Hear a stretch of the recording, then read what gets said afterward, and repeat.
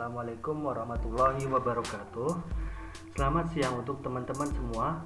Perkenalkan, nama saya Rois Nafil Umam, mahasiswa program studi interdisciplinary Islamic Studies, konsentrasi bimbingan konseling Islam pasca sarjana UIN Sunan Kalijaga Yogyakarta.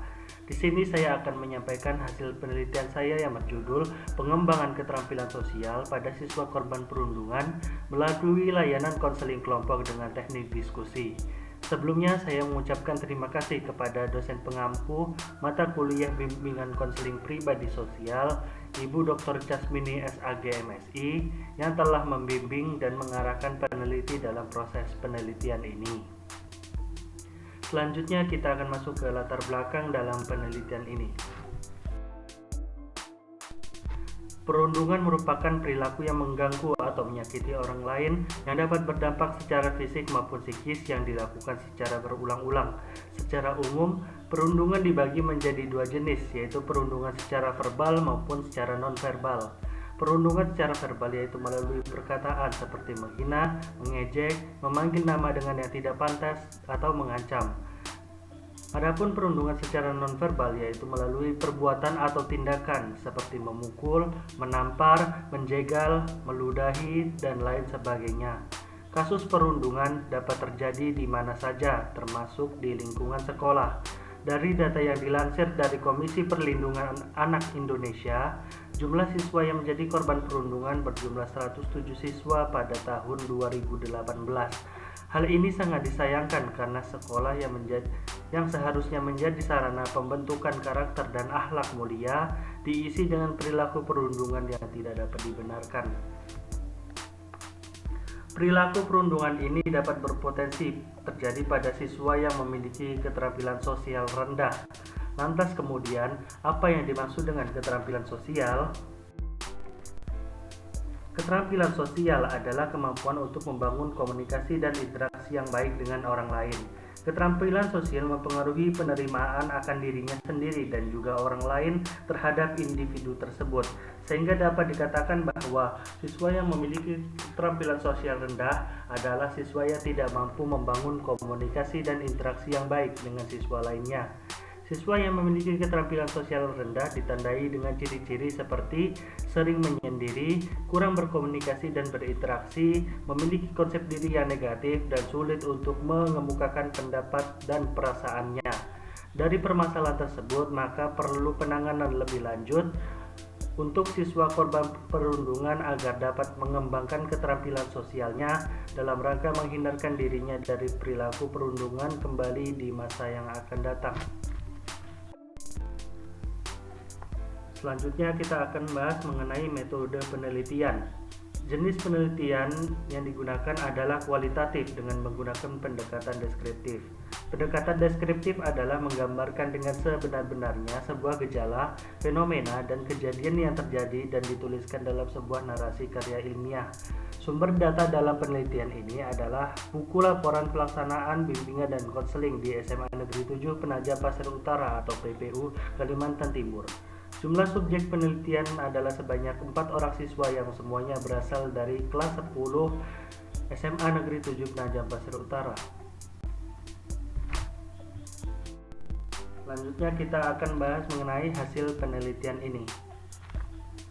Dari hasil wawancara yang dilakukan oleh guru BK, ada beberapa masalah yang menjadi gambaran bahwa siswa tersebut mengalami keterampilan sosial rendah, seperti memiliki konsep diri yang negatif, kemampuan bersosialisasi yang rendah, dan mengalami kecemasan yang berlebihan.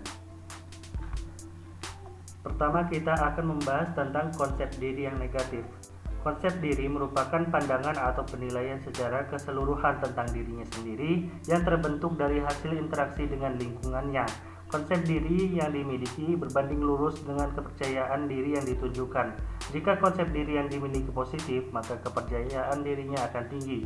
Begitu pula jika konsep diri negatif, maka kepercayaan dirinya juga akan rendah. Dalam berinteraksi dengan lingkungan sekitar, jika orang lain tidak memandang bahwa individu tersebut baik dan mudah untuk diajak bekerja sama, maka akan menimbulkan konsep diri yang negatif bagi individu tersebut, seperti merasa tidak berharga, rendah diri, dan dianggap sebelah mata.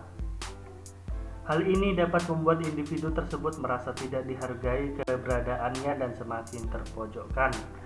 Kemudian yang kedua adalah kemampuan bersosialisasi yang rendah. Manusia sebagai makhluk sosial dalam menjalani kehidupannya akan selalu membutuhkan orang lain.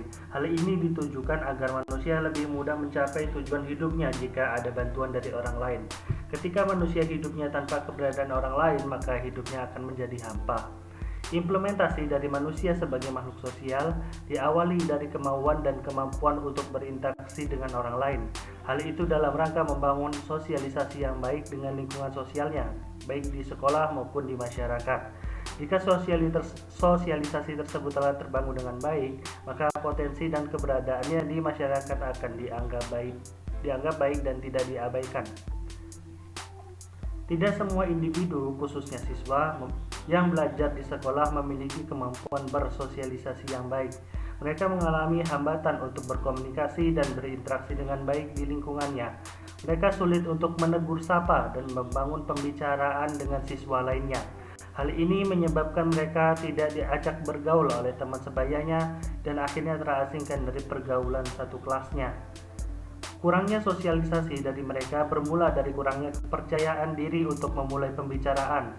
Kepribadian yang pada dasarnya pendiam atau tidak banyak bicara menambah penyebab dari kurangnya sosialisasi, sehingga yang terjadi adalah mereka harus diajak untuk mau berkomunikasi dan berinteraksi. Akan tetapi, tidak semua siswa mau untuk melakukan yang seperti itu. Siswa lebih memilih temannya yang lebih mudah untuk diajak berkomunikasi tanpa harus diajak terlebih dahulu, sehingga pada akhirnya karena kesulitan untuk berkomunikasi tersebut menghambatnya untuk bisa bersosialisasi dengan teman sekelasnya. Yang berikutnya adalah mengalami kecemasan yang berlebihan.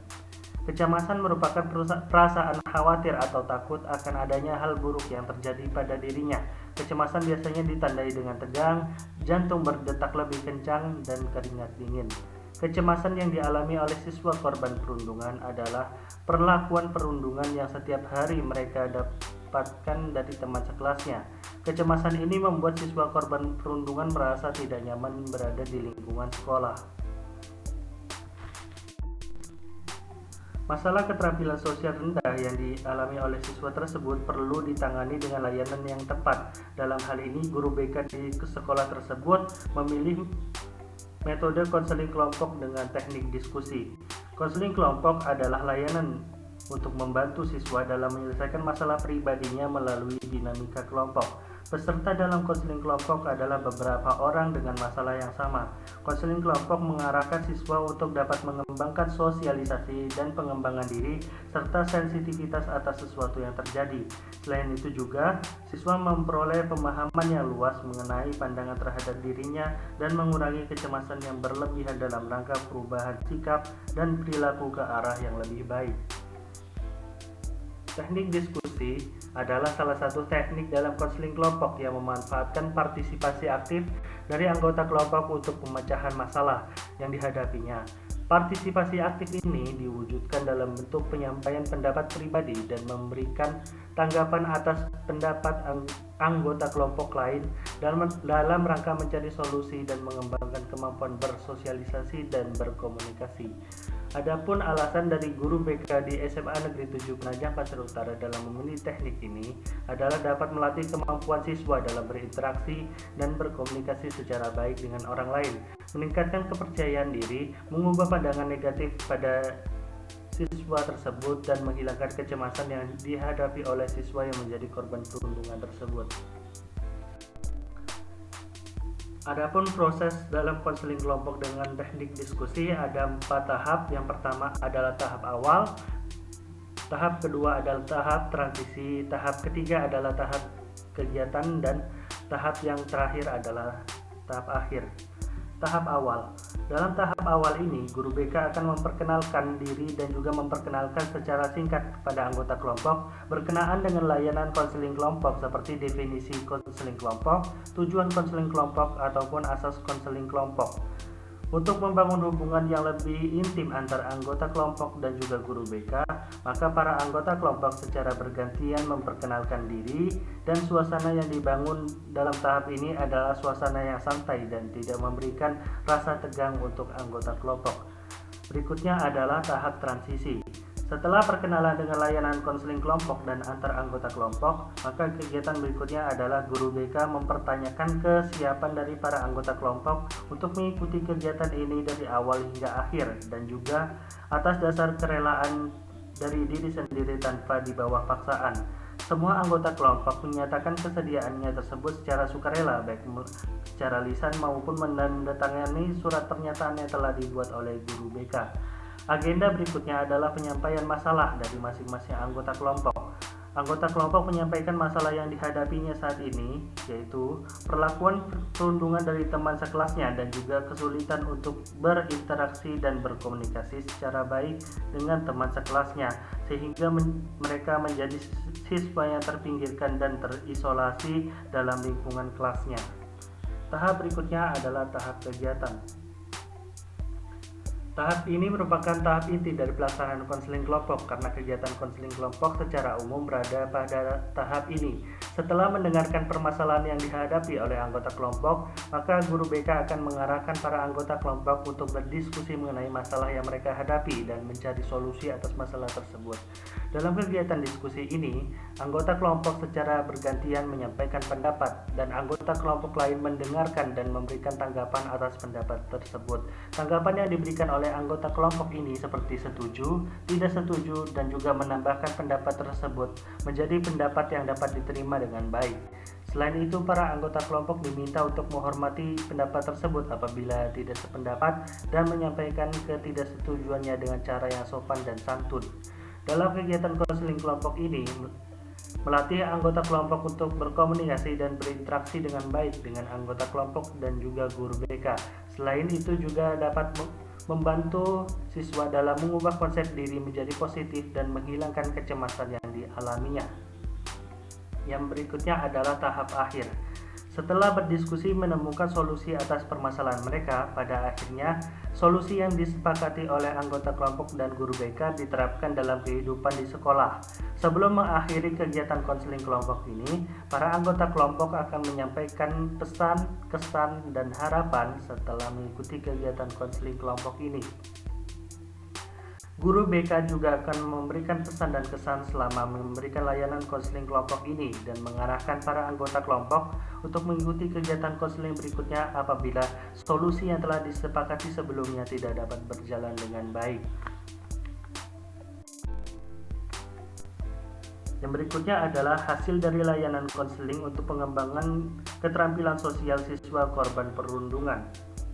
Setelah mengikuti kegiatan konseling kelompok, para siswa akan kembali ke lingkungan kelasnya masing-masing dengan mengubah kepercayaan diri untuk dapat berkomunikasi dan berinteraksi menjadi lebih baik. Dari hasil observasi yang dilakukan oleh guru BK SMA Negeri 7 Penajam Pasir Utara selama 3 bulan, seluruh siswa yang sebelumnya menjadi korban perundungan mulai menunjukkan perubahan ke arah yang positif. Mereka lebih percaya diri, mau untuk berbicara dan berinteraksi dengan teman sekelasnya. Kecemasan yang dirasakan sebelumnya menjadi berkurang dan hingga tidak merasa cemas sama sekali. Mereka mengalami perkembangan keterampilan sosial yang dari sebelumnya rendah mulai meningkat dan tidak lagi menjadi korban perundungan selama masa observasi tersebut. Demikian yang bisa saya sampaikan. Mohon maaf apabila terdapat kesalahan dan kekurangan dalam penyampaian hasil penelitian ini. Terima kasih kepada teman-teman yang telah menyaksikan video ini. Akhirul kalam, wallahul muwaffiq ila aqwamit thoriq. Wassalamualaikum warahmatullahi wabarakatuh.